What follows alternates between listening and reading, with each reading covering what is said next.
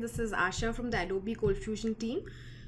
Today I'm going to talk about Apache Virtual Host connector configuration. If you want to learn about basic Apache connector configuration, please check out my old video on the ColdFusion YouTube channel. So to begin with, first I'll show you the virtual hosts I've configured with Apache. So in my httpd-vhost.conf file, I have two virtual hosts configured, that is dummy-host and test-host. So now let's go and configure the CFusion, which is the default server in ColdFusion 10 with these two virtual hosts. So let me go to my magic tool wsconfig. Let me run my wsconfig tool, which is present in ColdFusion 10 CFusion runtime bin.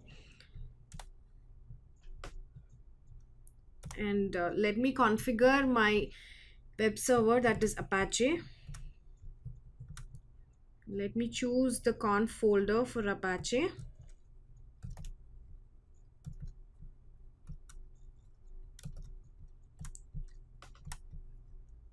Say okay, yes.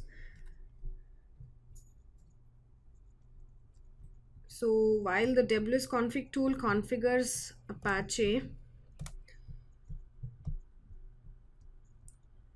let's go to the default location where ColdFusion places its connector configuration files. That is ColdFusion 10 config wsconfig 1. So this is where ColdFusion has placed all the connector configuration files.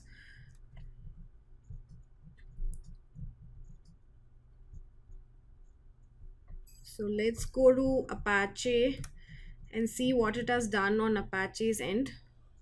So ColdFusion has placed this file mod_jk.conf. So this configuration file tells Apache where it can find the mod_jk.so and the other properties files which are connector related. So now coming to the main point, that is configuring virtual hosts. So all we have to do to configure virtual host is copy this line, that is URI workermap.properties line, to each of the virtual host block. So let me copy it to my dummy-host as well as test-host. So we are all set. Let me restart my Apache.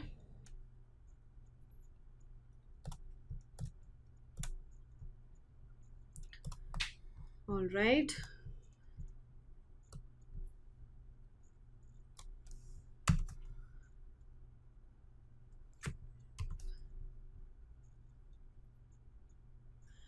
So in both of my document rules, that is dummy-host and test-host, I have placed an index.cfm. So let's go run that and see what happens.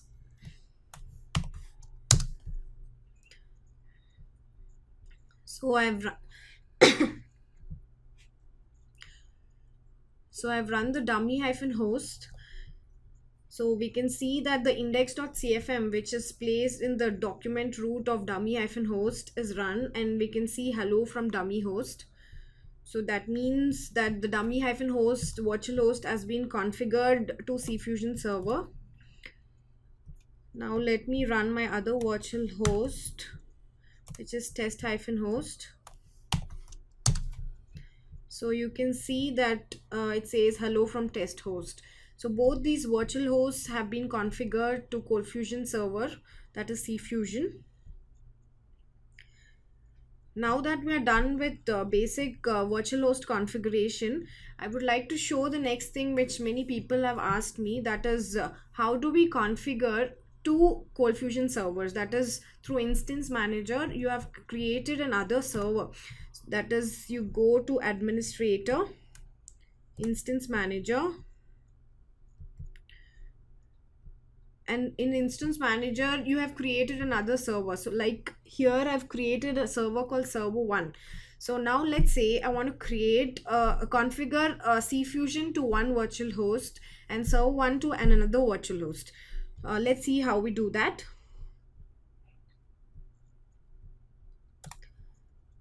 For that, I need to go to my wsconfig folder, that is ColdFusion 10 config wsconfig 1, and open my workers.properties. See that CFusion server has already been configured to Apache, and we this workers.properties mainly tells us that it needs to talk on port 8012 using the protocol AJP13. So to configure another server, that is server 1 to Apache, all we need to do is copy this block, paste it here, and we need to change the port and the server name. So let's go to our server.xml where all this configuration information is present. So we are adding server 1, so we need to go to the server.xml of server 1, that is runtime conf server.xml, and we see that for port protocol AJP 1.3, the port is 8013. So we need this information here. So we change the port to 8013, and we see that the JVM root value is server 1. So we change CFusion to server 1, and also in the worker list we need to add server 1 because we need both these workers, CFusion and server 1. So now that we are done with workers.properties, we need to do one more thing, that is URI worker map.properties. So URI worker map.properties mainly tells us that based on these mappings, it needs to forward the request to this worker. So all these mappings which are present here are forwarded to CFusion worker. So now since we want to configure that for server 1, we need a copy of this URI worker map.properties. Let's name that URI worker map 2.properties.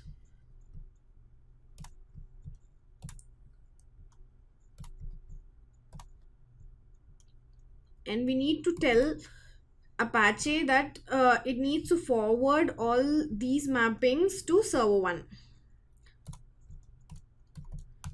For that we need to replace CFusion with server 1.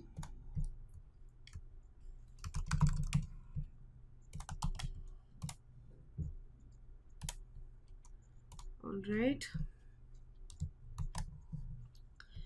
So now that we have two URI worker map.properties, one URI worker map.properties mainly tells that all these mappings need to be forwarded to CFusion, and URI worker map 2.properties tells that all these mappings need to be forwarded to worker server 1. And my workers.properties tells me that if it receives a message on 8013 port and AJP13 protocol, it needs to forward that to worker server 1. After we have done this, all we need to do is go to my vhost file and change. Let's say I want CFusion server requests to go to dummy-host and server 1 requests to test-host virtual host. So since we have all the mappings of server 1 in URI worker map 2.properties, let me change the worker map.properties to test-host and save this file.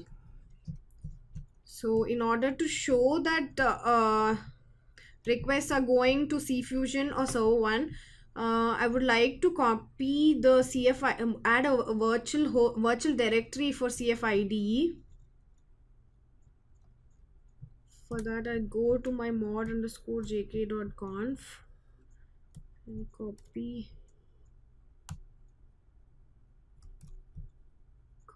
this.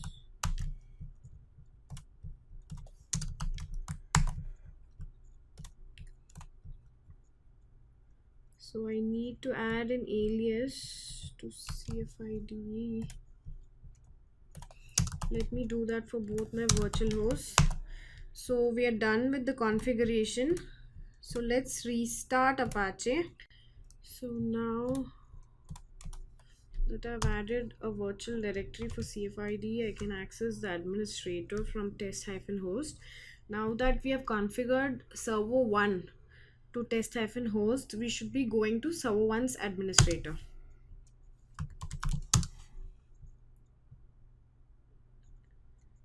So yeah, we have gone to server 1's administrator. And if I try dummy host, it should go to CFusion server.